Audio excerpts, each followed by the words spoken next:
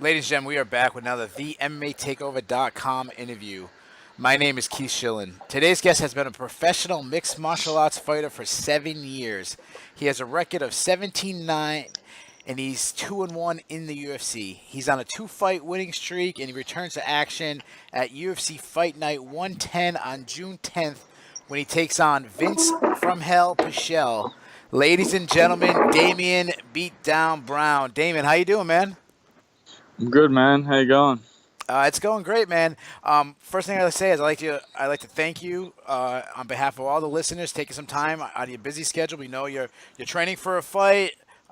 We talked off air. You just had a brand new baby, so between having a brand new baby, having a full time job, training for a fight, we know you're very busy. So I appreciate you taking some time to speak with us, man. No worries, man. I've always got time to interact. It's good. Yeah. So what's cool is how we actually got hooked up. I interviewed your opponent, Vinc Pichel. I enjoyed talking to him. I put it out on Twitter, and then you like retweeted it, and I was like, wow, man, it's not often that an opponent, you know, is happy to share his opponent stuff. So that was pretty cool of you, man. Yeah, man. I mean, I got a lot of family and friends and work colleagues and whatnot, and they kind of like, they don't just watch me, and follow me. They sort of watch me, follow me, look at my opponent. Like, there's plenty of people around me that are interested in more than just me, but what I'm doing. And, my opponent's part of that. Without him, it doesn't happen. So they all follow it. And, if he does an interview, I share it around or whatever. And, Yeah. yeah. So let's get right to it. I know you've probably been asked this a million times. I always like trying to get a little backstory on each fighter, just in case that any listener doesn't know about you. Just tell us how you started in mixed martial arts. Basically, I had a major operation on my ankle in the military. Okay. And I just started doing kickboxing again. I mean, I did martial arts as a kid for most of my childhood. Yep. Got a black belt in Zendekai and stuff like that. And then I sort of went away from it, did the work thing. And, I mean, I just kind of naturally fell back into it for a bit of fitness and a couple of kickboxing fights. And then I had a good mate of mine talk me into doing some jiu-jitsu. And one thing led to another. And here I am. Yeah. Now, who are you training with for this fight? I'm training out at Integrated MMA in Brisbane. Okay. Same team I've always been with. We've got a good stable of fighters, plenty of undefeated guys, and Australia's like pioneer, lightweight, featherweight, bantamweight. Okay. Adrian Pang, I mean, man, that dude's a stud, and Okay. he's like nearly 40 and just pumps me every night. So it's Okay.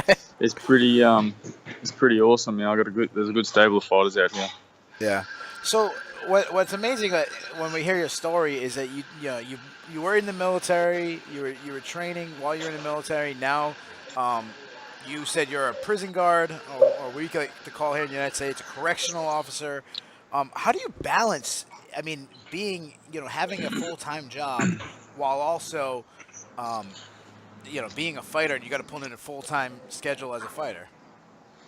Well, I mean, it's not so much of how you do it, but like you have to do it. I mean, Yeah. out here, it's cost of living out here is it's not like living in America or maybe some of the Asian countries where it's a little bit cheaper. I know a lot of guys train in Thailand and that, but it's like expensive to live out here, man. Especially if you have mortgages and stuff like that. So you just kind of find a way. But I'm pretty blessed. Prior to being in the UFC, it was difficult because I'd train in the morning, work, and then train at night.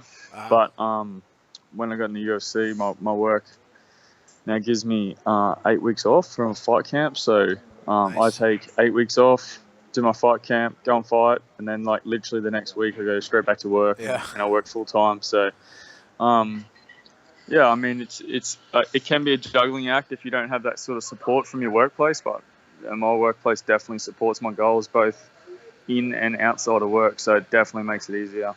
I mean, obviously, you have an extremely dangerous job. I commend you for that, and anybody who's in law enforcement or in corrections, hats off to you for your bravery for doing that. I know there's a lot of things that go along with like corrections besides doing your regular hours at work. I know there's I'm assuming there's additional training you have to go to and stuff like that too. Yeah, I mean, it can be tough, it can be dangerous, but it's I think the kind of people that do it don't really see it like that. I mean, we just do it like just part of what we do to make money. So it's not too bad. I mean, most of those guys in there, if you treat them right, they treat you right. So Sure, sure.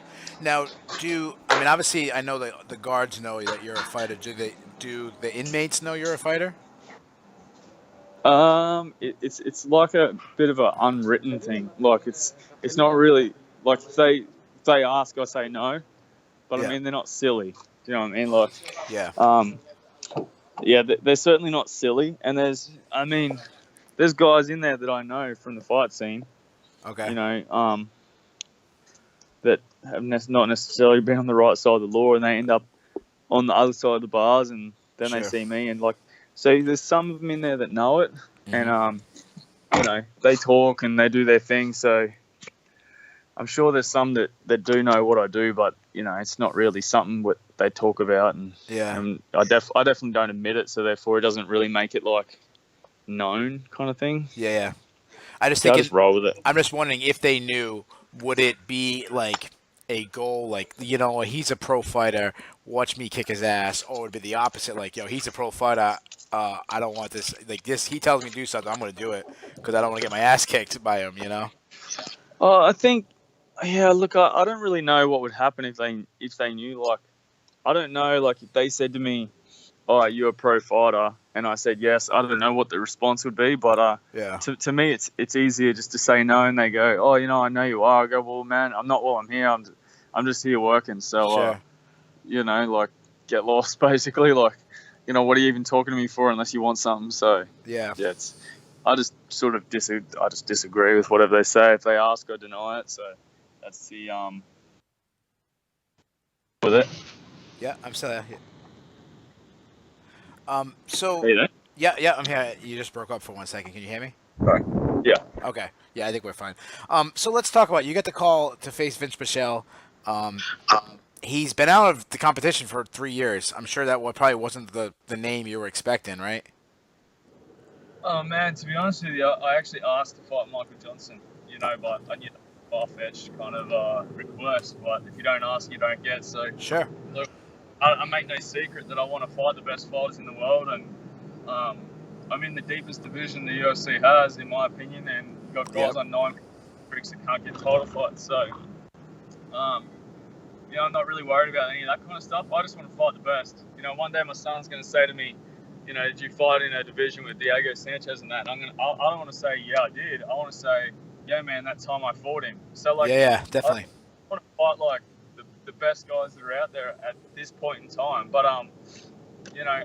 take nothing away from Vince. I mean, he's there. We're all there, so we're obviously Sure. all the best fighters that are there. So, I asked for Michael Johnson. I didn't really expect it. I expected someone else, and Vince's name got thrown at me. So, I'm happy, man.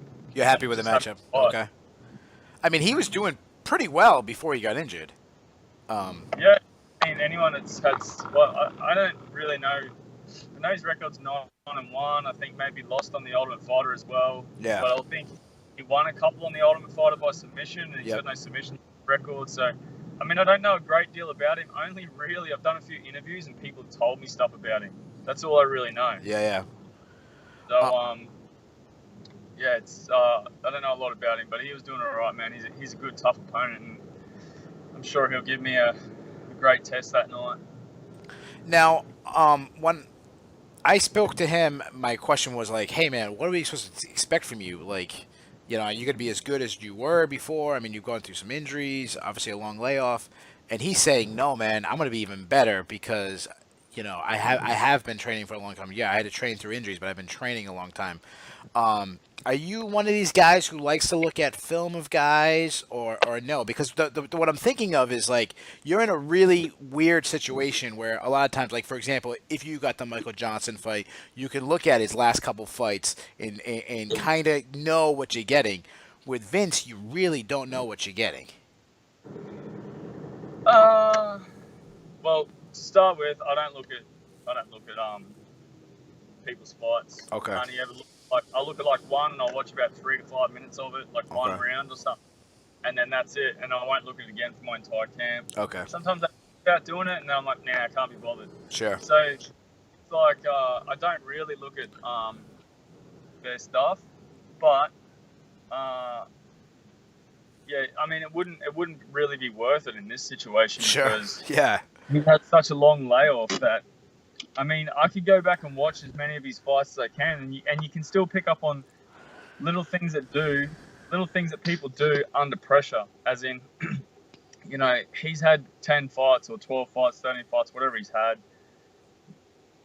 There's pressure created just by the fact that you're in a cage, and people will do certain things. But I mean, man, I just don't do it. Like, I don't really care. I mean, he might have done something in his last fight to suit that opponent. I mean, he's not going to do that against me. So Yeah. what's the point of looking him up and studying him if he's going to do something different against me? I mean, I'll just go in there and throw down, man, and whatever happens, happens. Yeah, and I'm just thinking about also, like, he hasn't fought in 3 years. You go back 3 years ago, you're obviously a much different fighter, much improved fighter, I'm assuming you would say, since you were 3 years ago. So it's kind of the same thing, like you'd be fighting a completely different guy. Yeah, I mean, he's going to have better skill, better technique, better... I mean, he's going to be better everywhere because he's had such a long layoff, and he's probably been working on things specifically, and, you know, you'd like to think that he's probably been training consistently throughout that time. So, I mean, he's going to be better. I mean, the fight itself is still going to put that same added nervousness and pressure on you. So, Sure. You know, whether he goes back to the way he was or whether he, you know, puts in those new skills, I mean, no one knows. Like, there's no point even trying to see what he's going to do. Like, Yeah. I'll just go there and fight my fight, and the result will take care of itself. Now, obviously, you're from Australia. The fight's in New Zealand. You know, you're that area of the world. How many of your friends and family are gonna be making the trip over to New Zealand to watch the fight? I got probably not many. I mean, like 10, 15 or something like that. Okay. But I mean, it's still a fair few. I mean, New Zealand's it's only a 4-hour flight, but it's a pretty expensive one for some people. Yeah. Yeah, I mean, if you live in one of the major cities, it's all right. It's like $300. But if you live in like a regional town, you got to fly to a major city first. I mean, anyone that lives in Townsville, I got some mates going from Townsville, which is far north Queensland, the far north of Australia, and it's like $1,000 to fly to New Zealand. So Jeez.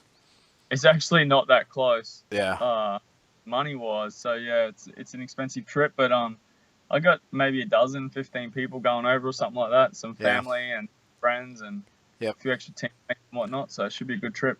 Now, it seems like a lot of the fighters from Australia, if they, you know, New Zealand and Australia, is there like love going back and forth between the two countries? Like, because you're, you know, same area of the world, is the New Zealand crowd going to be on your side, or is it not matter because you're not a New Zealand fighter?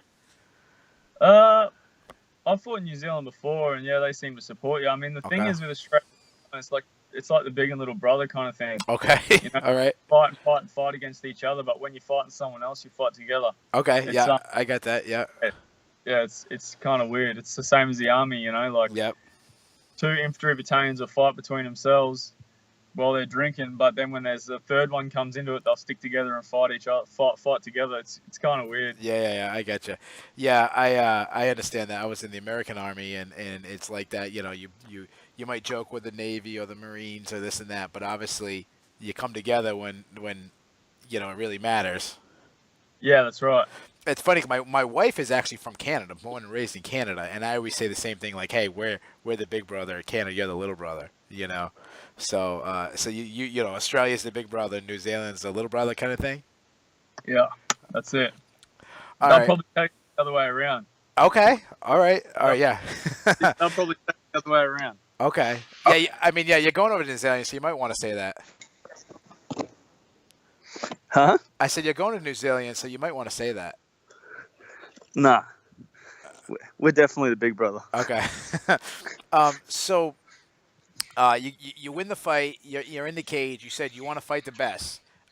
Are you gonna take the opportunity to call somebody out and try to get yourself that fight? Yeah, my words I am. But you know, I'm worried about winning first. So okay. I'll worry about that, and when I do win, then I'll you know, I'll take my opportunity. I mean, you don't get many of them. Like my last fight, I had some injuries and I didn't get any mic time, and I didn't get any interviews afterwards. I went straight to hospital. So. Yeah. I mean, I got to take the opportunities when they come up, and sure. Yeah. So let's do some predictions. The people always love to hear the predictions. Main event that night is Mark Hunt and Derek Lewis, two big guys. Who you got in that fight? Second round KO for Mark Hunt. Okay, okay. I had a feeling you're going to say that. I had a Yeah. feeling you're going to take Hunt. All right, so let's hear the Look, man, I predict. think both guys will get tired, but I think Mark Hunt deals with being tired a lot better than Derek Lewis does. Okay. And let's hear it. We need a round. We need a method for your fight. How do you win? Second round. Okay. Second round. I don't know whether it'll be a knockout or a finish. And you know what? To be honest, I don't care who it is. I mean, I want to win, but I think that this fight's going to end in the second round either way. Okay. All right. Yeah, So I definitely think one of us is submitting or going to sleep in the second round. okay. So I mean, if that's happening, you're thinking you guys are both coming out fighting. I mean, you expecting like a fight of the night kind of bonus, or Fucking hope so, man. I need to get a new car for my wife. okay, yeah. I mean, you got a brand new baby. I got a you baby mentioned. now. Yeah. I mean, I got a baby. This hatchback's not doing it anymore. Okay. I mean, is there a specific car you're trying to get? Oh man, you know, I'd love to buy my wife a Range Rover Evoque. Okay. I mean, they're not that dear. Well, I mean, they're kind of like they're like a cheaper version of the luxury cars. yeah. But man, anything really. You know, just a nice family car would be nice. So fight of the night, let's do it. That's your chance. When you win the fight, not only do you call an opponent, but also say, hey, let me get that fight of the night so I can buy my wife a nice family car. You know. Yeah, man. Throw I just need to buy a family car for my girl. Yeah, that's right. Throw Range Rover out there. Maybe you can get some money from them or something. Yeah, or maybe they'll just give me a car. Yeah, well, there you go. Yeah. That's true too. All right, so my last question I want to ask you. I appreciate you taking the time. I know you're very busy. You have a full-time job. Obviously, being a new dad is crazy hectic life. My very last question for you is: have you submitted to the takeover? Yes, Damien Brown here, and I've submitted to the takeover. Damien, on behalf of the entire staff here, I want to wish you luck in your fight and welcome to the MMA Takeover family. Thank you, man. I appreciate the call. I appreciate the time and the opportunity to interact with the fans. Yeah. Ladies and gentlemen, all the way from Australia, that was Damien Beatdown Brown. Make sure to check out his fight against Vinc Pichel at UFC Fight Night 111. Also, to receive the best MMA coverage around, head over to our website, themmmatakeover.com. That's themmmatakeover.com. You can also follow us on social media. We're on Facebook, Twitter, Instagram, and YouTube. Thanks for listening.